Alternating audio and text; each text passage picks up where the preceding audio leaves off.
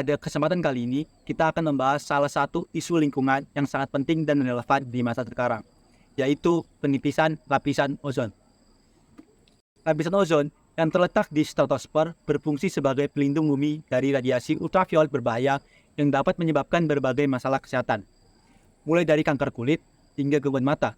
Namun, aktivitas manusia, terutama penggunaan bahan kimia tertentu, telah mengancam keberadaan lapisan ini. Mari kita eksplorasi lebih dalam mengenai pengertian proses penipisan ozon, fungsi lapisan ozon, dampak, dan langkah-langkah yang dapat kita ambil untuk melindungi lapisan ozon kita. Bersama-sama, kita bisa membuat perubahan positif untuk bumi dan generasi mendatang. Lapisan ozon adalah lapisan gas yang terdapat di stratosfer, yaitu lapisan atmosfer yang berada sekitar 15-50 km di atas permukaan bumi. Lapisan ozon memiliki fungsi penting untuk melindungi kehidupan di bumi dari radiasi ultraviolet yang dipancarkan oleh matahari. Radiasi UV dapat menyebabkan berbagai masalah kesehatan dan lingkungan, seperti kanker kulit, katarak, kerusakan tumbuhan, dan gangguan ekosistem. Namun, dewasa ini, lapisan ozon di stratosfer berkurang karena terkontaminasi oleh klorofluorokarbon yang dikenal dengan nama freon.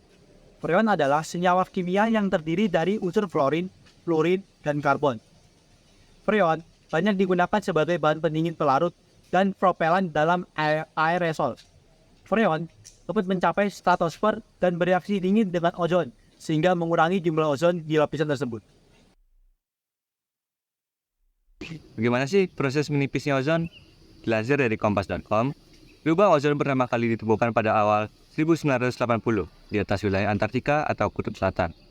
Para ilmuwan melakukan pengamatan secara terus-menerus dan ditemukan bahwa penurunan konsentrasi ozon di stratosfer dalam jumlah yang sangat besar. Selain itu, penurunan ozon juga dapat terjadi di Kutub Utara serta beberapa daerah tropis lainnya. Berdasarkan Total Ozone Mapping Spectrometer, kerusakan ozon membentuk lubang yang dikenal sebagai lubang ozon di kedua kutub bumi.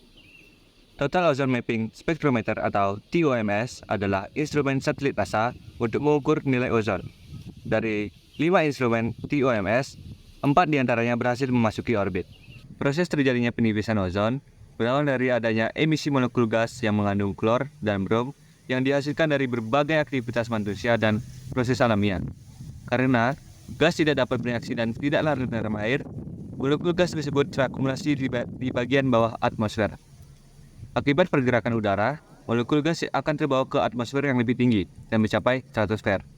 Di lapisan stratosfer, radiasi matahari memecah molekul gas yang mengandung klorin dan bromin. Klorin dan bromin kemudian bereaksi dan memecah ikatan gas lainnya di atmosfer, termasuk ozon.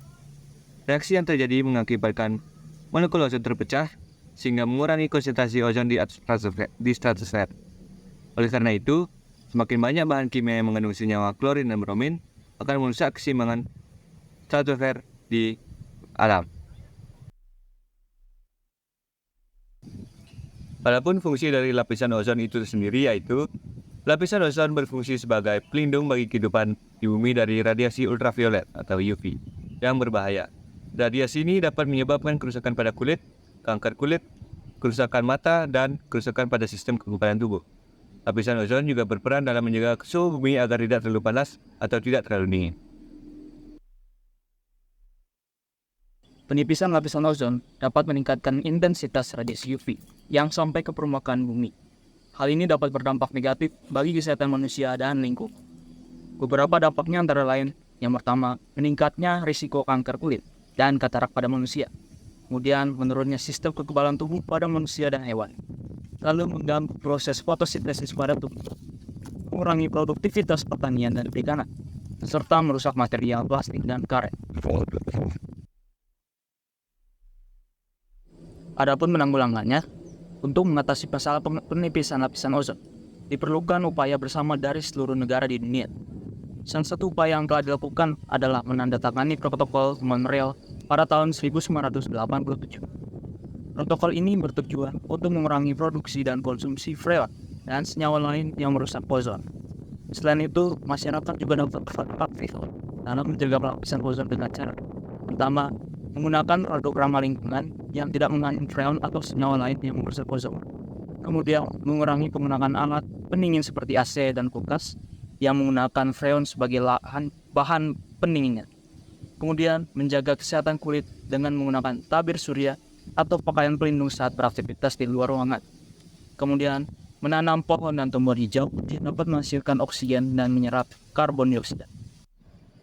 Lapisan ozon adalah aset penting bagi kehidupan manusia. Kita perlu menjaga lapisan ozon yang semakin menipis akibat ulah manusia.